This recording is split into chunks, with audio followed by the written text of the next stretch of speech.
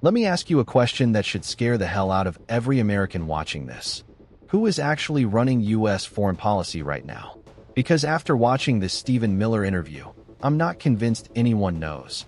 And if you think this is about democracy, elections, or freedom, wait until you hear what he actually admits on national television.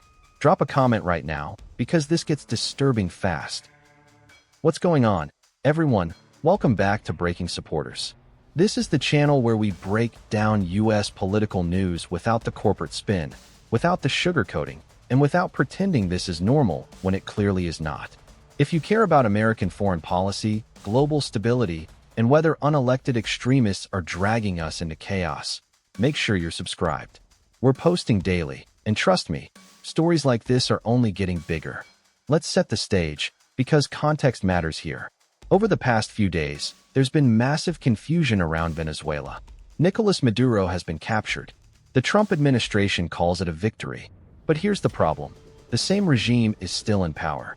Maduro's own vice president is now acting president. No election has been announced. No democratic transition has been outlined.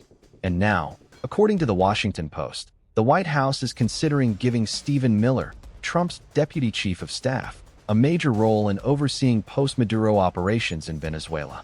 Yes, that's Stephen Miller, the architect of the administration's most radical immigration and deportation policies. A man with zero foreign policy experience. A man who cannot go on television without melting down. And that brings us to this CNN interview with Jake Tapper. The question about who is now running Venezuela is one that even members of Congress who are big Trump supporters say they're not quite sure about. Senate Majority Leader John Thune told CNN's Manu Raju that he doesn't know what President Trump meant by his assertion that the U.S. is running Venezuela, and he said he needs more information. Can you tell us what the president means when he says, is acting President Delcy Rodriguez in charge? Is she running Venezuela or not? Well, what the president said is true. The United States of America is running Venezuela. By definition, that's true. Jake, we live in a world in which you can talk all you want about international niceties and everything else. But we live in a world, in the real world, Jake, that is governed by strength, that is governed by force, that is governed by power. These are the iron laws of the world that have existed since the beginning of time. But in terms of day-to-day operations in Venezuela, that is acting President Rodriguez, right? It's not some sort of American emissary. What I'm saying is, we'll keep going here, Jake, so I want to say what I'm saying and then you'll follow up. But what I'm saying is just one level above that, which is that by definition, we are in charge. Because we have the United States military stationed outside the country. We set the terms and conditions.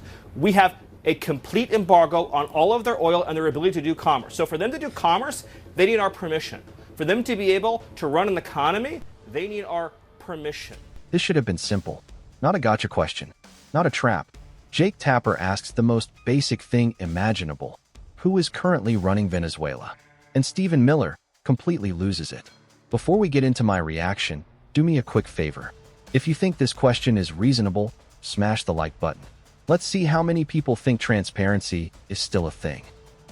When Tapper asks who's in charge, Miller says, and I'm paraphrasing here, that the United States is running Venezuela by definition. He says we live in a world governed by strength, force, and power.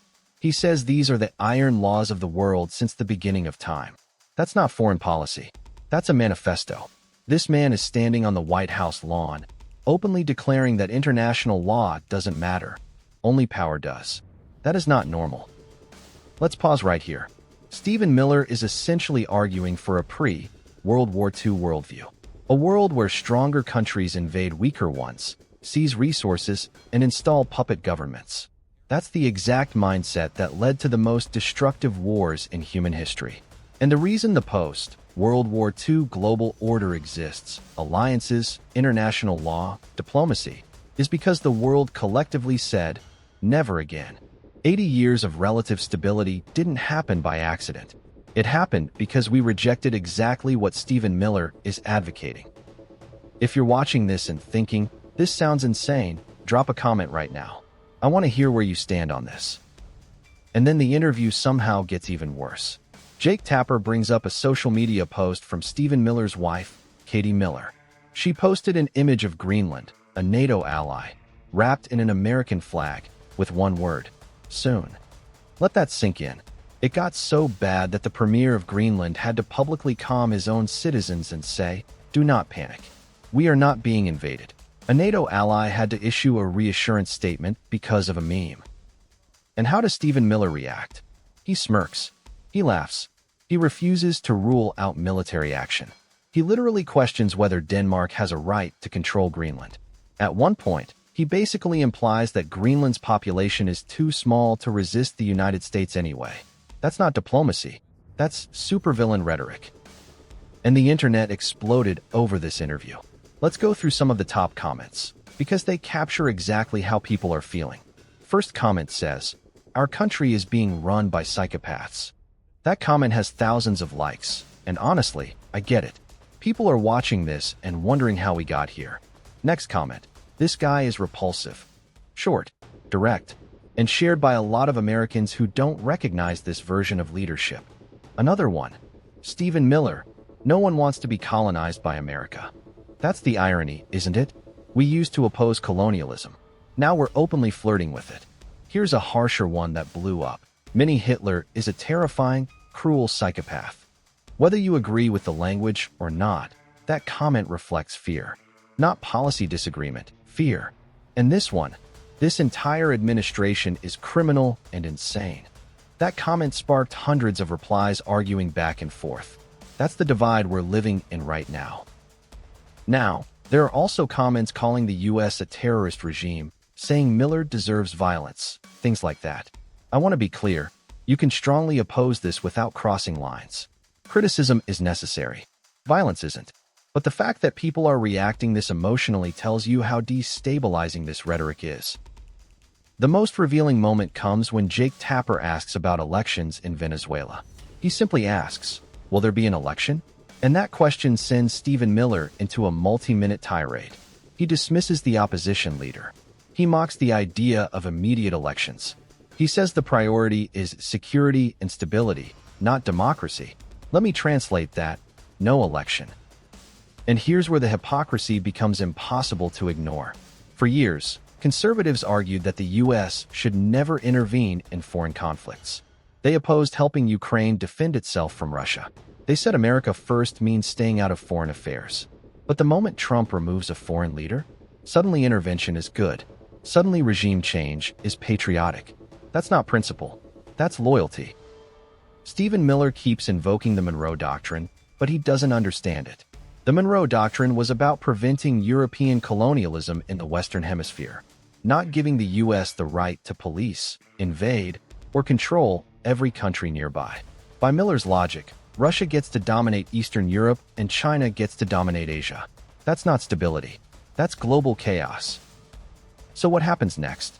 In the next few days, either Congress steps in and demands clarity, or this administration continues down a path of unchecked power, vague authority, and escalating rhetoric. And make no mistake, this affects Americans. Gas prices, immigration flows, global markets, military risk. This is not abstract. If you agree that this interview crossed a dangerous line, smash the like button. If you disagree, drop your take in the comments. Seriously, I want debate here. And if you want daily, no BS coverage of US politics, subscribe to Breaking Supporters. In the next video, we're breaking down Congress's silence, and which lawmakers are quietly enabling this behind closed doors. This story isn't over. It's just getting started. Stay informed. Stay loud. I'll see you in the next one.